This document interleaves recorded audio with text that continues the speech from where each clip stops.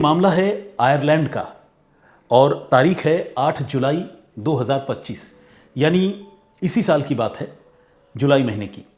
8 तारीख को आयरलैंड की रहने वाली एक महिला अपने घर से लिथुआनिया घूमने जाने की बात कहकर निकलती है। महिला का नाम है मॉरिन स्लॉव और वो आयरलैंड के कवान शहर की रहने वाली है। उम्र है 58 साल। घर वाले, हर आदमी का अपना इंडिपेंडेंस है और हर आदमी को अपना स्पेस चाहिए होता है, तो घर वाले ज़्यादा सवाल जवाब नहीं करते कि आप कहाँ घूमने जा रही हैं, कब आएंगी, किसके साथ जा रही हैं। घूमने वो चली जाती हैं और घर वाले ये मान कर चलते हैं कि मॉरिन जो है वो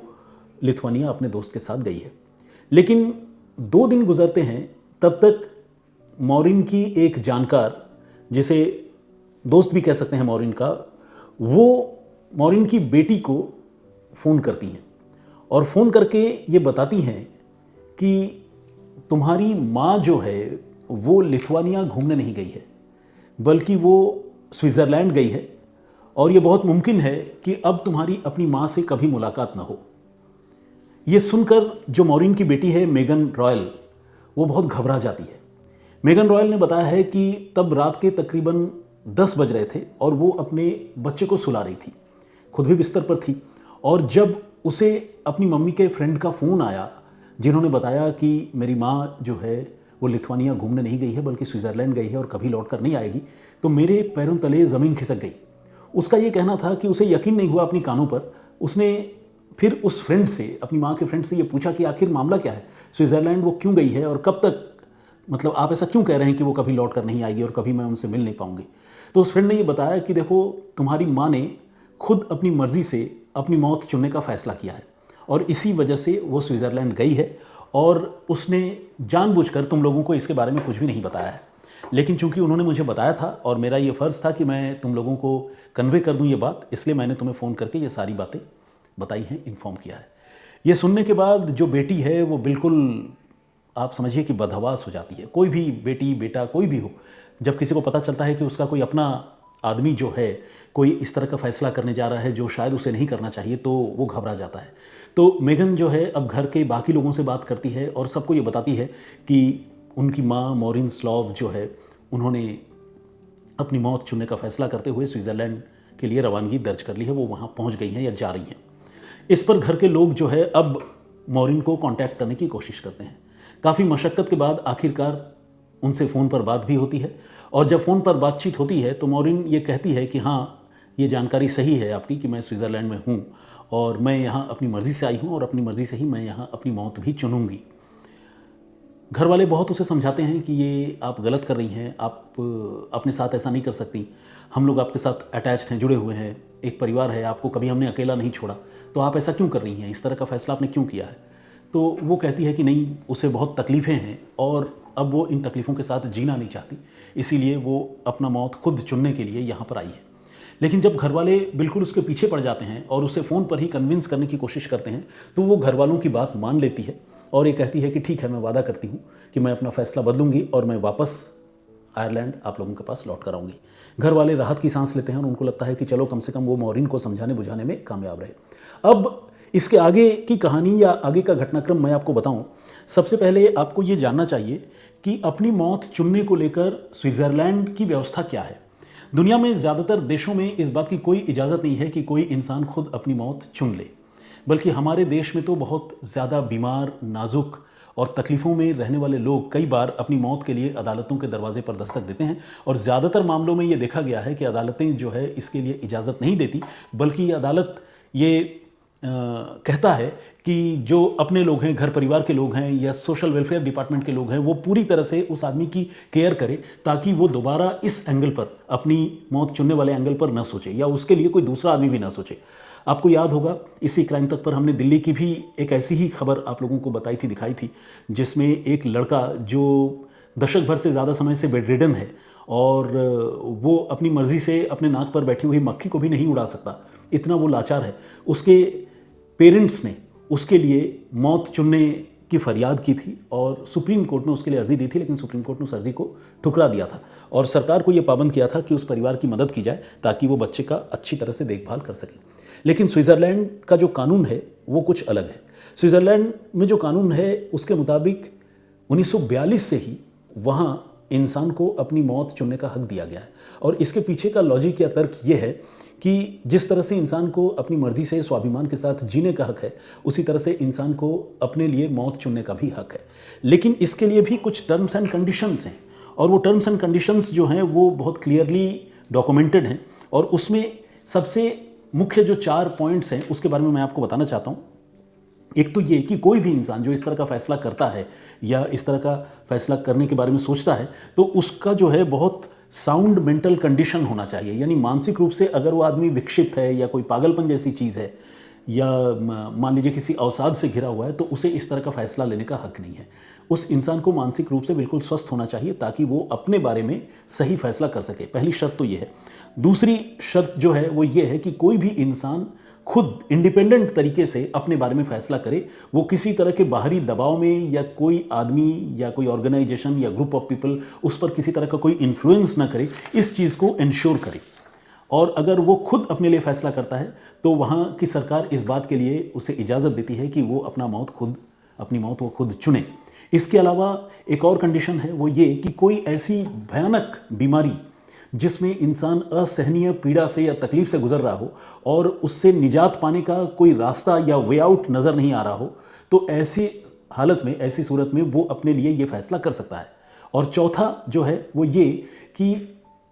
ऐसी मेडिकल कंडीशन जिसमें किसी इलाज की उम्मीद ना हो और वो उस इलाज से बिल्कुल ठीक हो जाए, इस तरह की गुंजाइश न बची हो, उस हालत में इंसान अपने लिए वो फैसला कर सकता है। तो इस तरह से 4 पॉइंटर्स जो है वो स्विट्ज़रलैंड की सरकार ने बनाकर रखे हैं, और उसके मुताबिक ये कहा गया है कि अगर इन 4 पॉइंटर्स के जो टर्म्स एंड कंडीशन है, अगर इसको कोई आदमी फुलफिल करता है तभी वो अपने लिए मौत चुन सकता है। लेकिन सवाल यह है कि वो अगर मौत चुनेगा तो उसे कैसी मौत मिलेगी? तो इसका जवाब यह है कि स्विट्ज़रलैंड में कुछ नॉन प्रॉफिट ऑर्गेनाइजेशंस हैं, जिन ऑर्गेनाइजेशंस का काम है लोगों को अपनी मौत चुनने के मामले में उनकी मदद करना। इसमें एक ऑर्गेनाइजेशन का नाम है एग्जिट,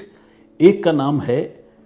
डायग्निटास और एक का नाम है पेगासस। तो मोटे तौर पर ये 3 बड़े ऑर्गेनाइजेशन हैं जो नॉन प्रॉफिट ऑर्गेनाइजेशन हैं, और इन ऑर्गेनाइजेशंस के पास स्विट्ज़रलैंड में ये पावर है, ये राइट है कि वो लोगों को उनकी मौत चुनने में मदद करें।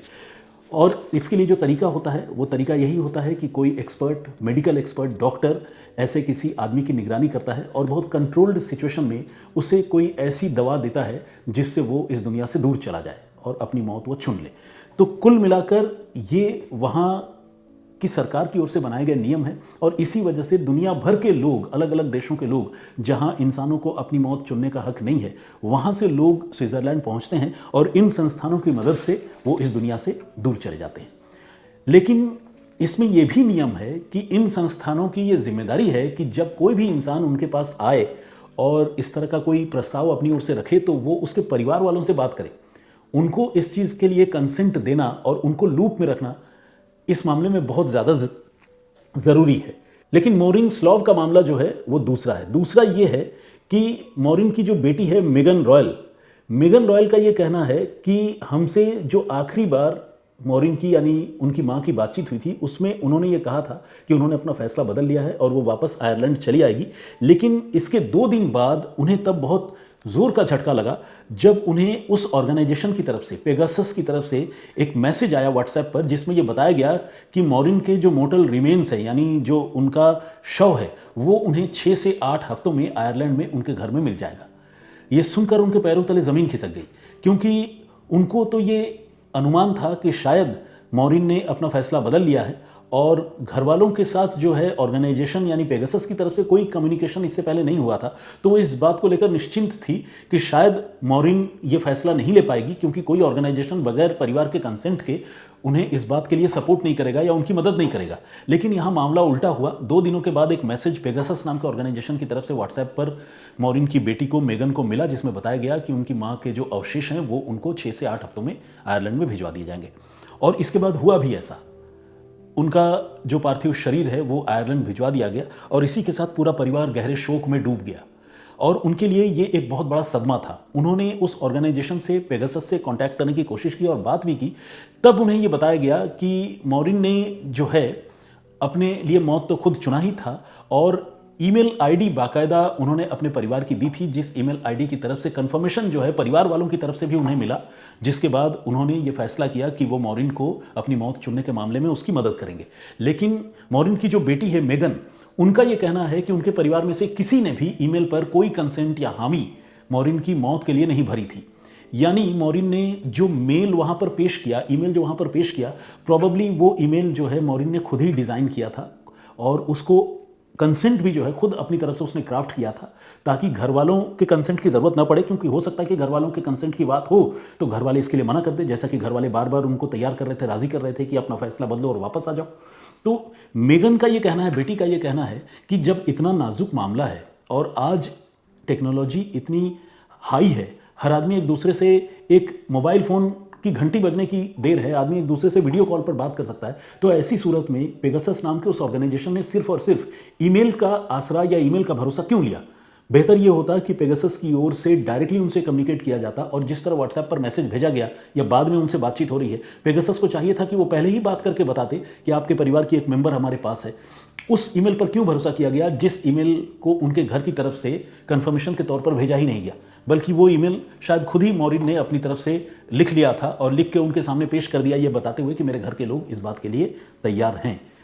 तो इस मामले में परिवार के जो लोग हैं उन्होंने पेगासस पर अपने ही जो रूल एंड रेगुलेशंस है उनके वायलेशन की और कायदे कानूनों के घनघोर उल्लंघन का आरोप लगाया है, और आरोप लगाते हुए इस मामले में अदालत में उन्होंने फरियाद भी की है और पेगासस को ये पाबंद करने के लिए कहा है कि वो आइंदा इस तरह की हरकत न करे, उन्होंने पिनलाइज किया जाए, पेगासस को इसके लिए सजा दी जाए। तो ये अपने आप में एक बड़ा गंभीर मसला है जिस पर फिलहाल दुनिया भर में बहस चल रही है। हालांकि आपको एक और इम्पॉर्टेंट बात बताऊं कि ये काम इतना आसान भी नहीं है। कोई भी आदमी अगर स्विट्ज़रलैंड पहुंच जाए और इन ऑर्गेनाइजेशन से कहे कि वो अपने लिए मौत चुनना चाहता है, तो वो मौत जो है वो मुफ्त में नहीं मिलती, बल्कि इसके लिए लाखों रुपए खर्च करने पड़ते हैं। स्विस फ्रैंक की अगर हम बात करें, जो वहाँ की मुद्रा है, उसके मुताबिक मॉरिन स्लॉव ने अपने लिए मौत चुनने के लिए पेगासस नाम के उस ऑर्गेनाइजेशन के ऊपर उसको जो है पेगासस को 15,000 स्विस फ्रैंक दिए थे। यानी अगर भारतीय मुद्रा की बात करें तो 17,76,000 रुपए, यानी एक भारी भरकम राशि खुद अपनी मौत चुनने के लिए उस महिला ने उस ऑर्गेनाइजेशन को दिए, और उस ऑर्गेनाइजेशन ने बहुत ही कंट्रोल्ड सिचुएशन में मॉरिन को इस दुनिया से दूर कर दिया, दूर भेज दिया। लेकिन अब सवाल यह है कि जो नियम कानून या जो भी प्रोसीज्योर उस ऑर्गेनाइजेशन ने बना रखा था, उसका उन्होंने इस घनघोर तरीके से उल्लंघन क्यों किया कि घर वालों को इसके बारे में जानकारी देने और कंक्लूसिव तरीके से जानकारी देने की ज़रूरत नहीं समझी? क्यों महज एक ईमेल को उन्होंने सच मानकर मॉरिन की ज़िंदगी का फैसला कर लिया? ये एक बहुत बड़ा सवाल है और गंभीर सवाल है। अब बात मौत चुनने के वजह की, तो मॉरिन ने ये बताया है कि उसे क्रॉनिक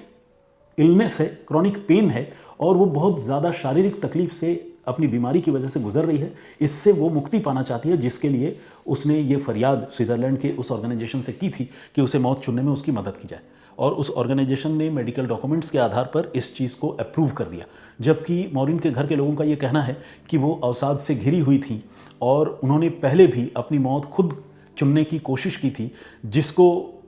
जो है एक नॉर्मल ह्यूमन बीइंग जो मानसिक रूप से बिल्कुल स्वस्थ हो, उसके लिए उसके साथ ये उनकी जो केस स्टडी है वो रिलेट नहीं करती है। यानी वो मानसिक रूप से जो है बहुत ज़्यादा परेशान थी और इसलिए उन्होंने अपने लिए इस तरह का फैसला किया था। तो अगर जिस तरह के अवसाद से वो घिरी हुई थी और पहले भी वो कोशिश कर चुकी थी, ये बात ये इंडिकेट करता है कि मॉरिन को स्वतंत्र रूप से अपने लिए सही फैसला करने की मानसिक स्थिति नहीं थी। इसके बावजूद अगर मॉरिन ने पेगासस से बातचीत की, तो पेगासस ने बगैर इस बात को वेरीफाई किए हुए कि मॉरिन को यह अधिकार मिलना चाहिए या नहीं, उन्होंने मॉरिन